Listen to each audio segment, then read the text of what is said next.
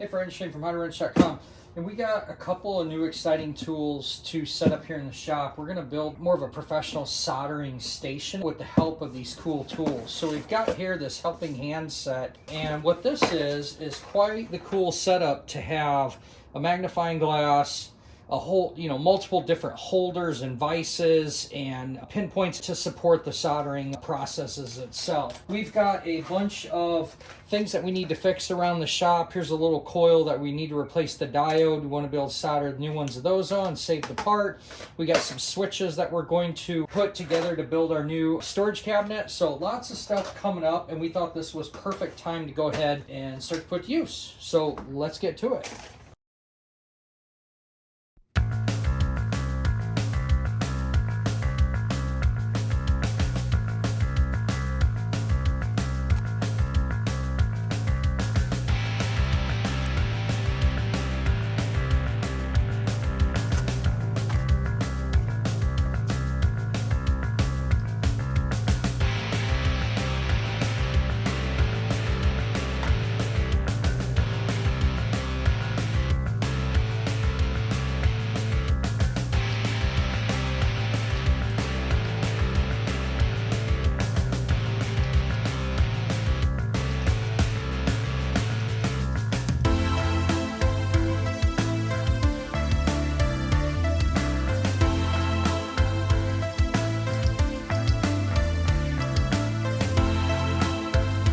So that's pretty cool. You could see there, I was switching between colors.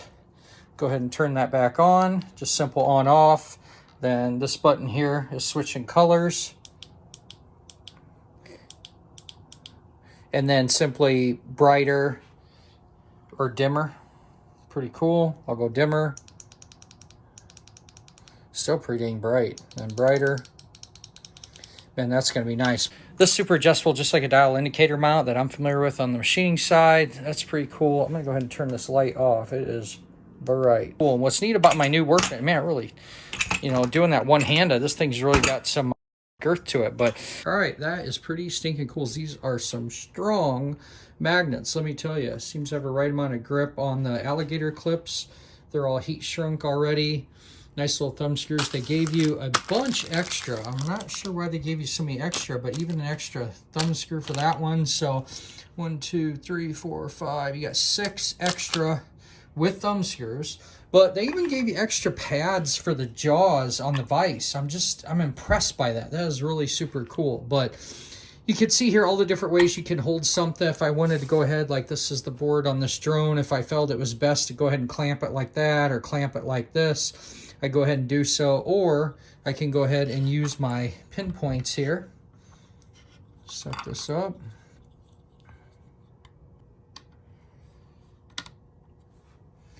All right, you can see here I got the board on there. Makes it really nice and easy to support that as well.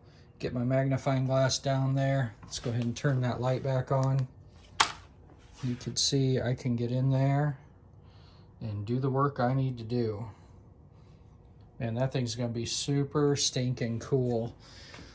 Little tubular vise there, in case you're doing some round stock or something, that's going to be better. But this is really super adjustable. It's just the same kind of setup for a dial indicator.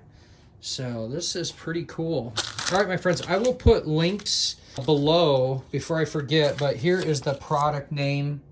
And like I said, we want to give a shout out to them for supporting the How to Wrench and Tools to Wrench YouTube channels. But we're going to go ahead here now and we're going to move this stuff out of the way and put it to use. We've actually got a repair to do where we got to change the diode on this coil here and get our project cabinet for our electrical spares. So we need to fix this so we can move forward with that. And then we got a bunch of switches to wire up. So we definitely know we can put this thing to use. So let's get to it.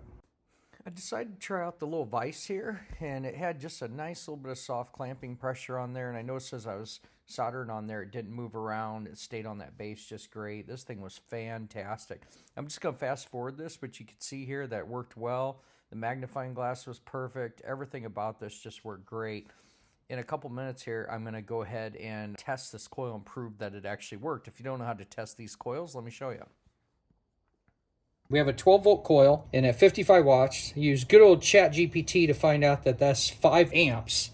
What happened when we were playing around and using jumper cables, and we don't know if we shorted it, but we did intentionally try to reverse polarity knowing there was a diode in here, and it fried. We let the smoke out, and we did not have the camera running. So we bought a package of these diodes off Amazon, just soldered this on, and now we're going to test it to see if it actually fixed it. So if you ever do this and you run into this, you know, get a magnifying glass and read that number on there. I bought, I think it was a 10 pack of these for like $6. Had them here the next day, so your butt cheeks can settle down a little bit. But what happens here is when we energize this coil, this should pull this latch in, which then opens the tool drawer. Okay, so I'm going to try to do this without shorting anything out again. But I'm going to go ahead here, and you'll notice I'm just always a big fan by habit of hooking up. I can do this without catching myself. Hooking up the ground last. As you can see here, we have this marked, but we may have gotten lucky. We don't even know, you know, between the diode on here. The very first time I ever tested it, I did this way, hooked up positive here, negative here, and it just always worked. It wasn't until we switched it that it went, uh-oh, boom, boom. So what should happen now, if this new diode works, is this should pull the plunger in. So I'm going to go ahead here and boom. Oh, man, I'm happy about that. That was a fun, cheap lesson. So that's how this works. So have fun, go break some stuff, go test some stuff. What now? I'll clip these edges off here, and now we can go back to working on the project. All right, friends, thank you for sending us the helping hands. I do not know how to pronounce that, but I got links below in the description. But I wanted to show you the little area that I started to set up. I still got to get one of my LED lights that you've seen me use in other videos I love, but basically I have a lot of plugins. I've got some pegboard to hang some tools, and got all the different soldering tools and stations, and all in one spot. Super stoked about this, but boy, that really did the job. Let me show you the project that we're working on.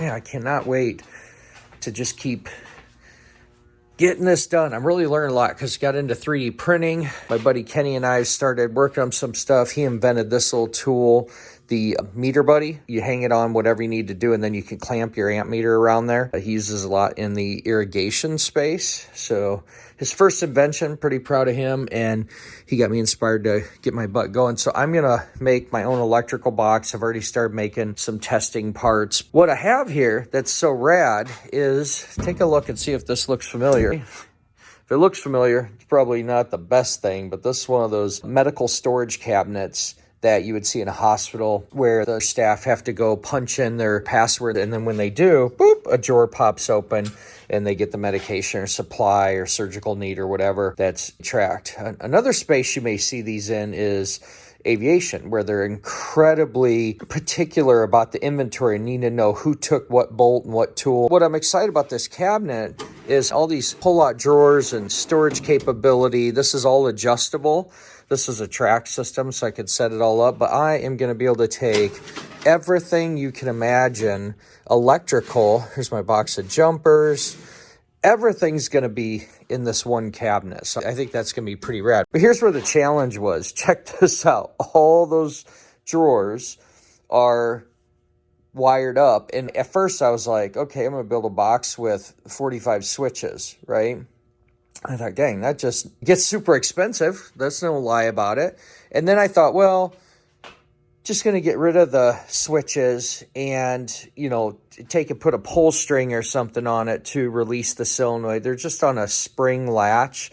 Kind of showed it in the video, but when the electric solenoid releases that latch, then the spring just pops the drawer out, right? And I was just like, you know, the thing's just pretty dang cool. So I started messing around with it, decided to go the switch route. Well, my buddy Kenny said, hey, you know, in landscaping, we got something similar to that. And you don't need the 45 switches. You actually only need, in this particular case, we only need 14. I'm like, no way. So learned how to wire it. I'm going to be showing all this in the future, but pretty simple wiring diagram, the way this is done. But basically then, you got to put a power supply to 12 volts. That's going to get mounted up in there. And this thing even came with the cables and everything. So I already have the wire harness underneath here to run out. There's something wrong with it. Some wires broke somewhere. Probably why they scrapped the thing. But we could fix that, right? We could track down wires and fix it. We've tested a few coils. numerous coils. Actually, I've tested about, 6 or 7 of them, and they were all good. So I'll fix the wiring problem, probably somewhere along here, and we'll get this thing in shape. But what's going to be cool about that, when that factory cable comes up, I'm going to put it in my box, tie the power supply in. The power supply had 2 12-volt spots that I'm going to mount in here, which one 12-volt supply will supply all the coils. Okay, so if you remember earlier in the video, I said that was 12 volts, and they're 5 amps. Each one of those little coils, 12 volts, 5 amps. And like I said, the power supply is going to let me do one of those switches at a time, but then the second part of that power supply can run an LED light. So, I mean, it's just going to work out fantastic. But to do all that, I still got to get better about 3D printing. I've been playing around with the soldering tool, laying up projects there. This is another little electric knife grinder that wasn't working. I thought, well, let's take it apart and start looking at it. These batteries are junk. I can get these. This is no big deal. I can go ahead and get these. I don't really care about this being cordless so much or rechargeable. So for me, I wanted to just, at least make the factory plug in this guy for the power supply. I wanted it to work, right? Then I got an adjustable power supply so I could kind of play around with that and see what's going on. This thing was just broke because of bad connections over time. They just snapped off. So I'm kind of having some fun in this space. Not stuff I normally work on, but this thing is going to be cool because what it's going to replace, if you've seen videos, if you've been a fan of the channel for a long time, you see one of the things we've been really, I guess, known for as well is tool innovation and storage and shop management, building all these, dedicated tool and storage areas. And so electrically, this is a really cheap way for you to get into this if you like this yourself. Check this out. Might look familiar. You ever got a haircut? It's a salon station cart. You pick these up on Marketplace like 20 bucks all day long. But this thing has been great, honestly. Throw my soldering iron up there. When I'm done and want to cool down, I just pop it in the hairdryer mount. How perfect is that? When I'm outside working too, I can put my drink on here, pop it in there. Just great. And then kept soldering station there. Here was my metric connectors and some harness wrap. This is just soldering stuff. This is everything heat shrink. This is just more traditional crimp style connectors found here in America. And then a bunch of extra switches and relays and so on. So while it was all together, it was a bit messy. And I always wanted to make little, containers in there. But you're just limited on room, right? It just is what it is. But this thing, that thing is going to be cool.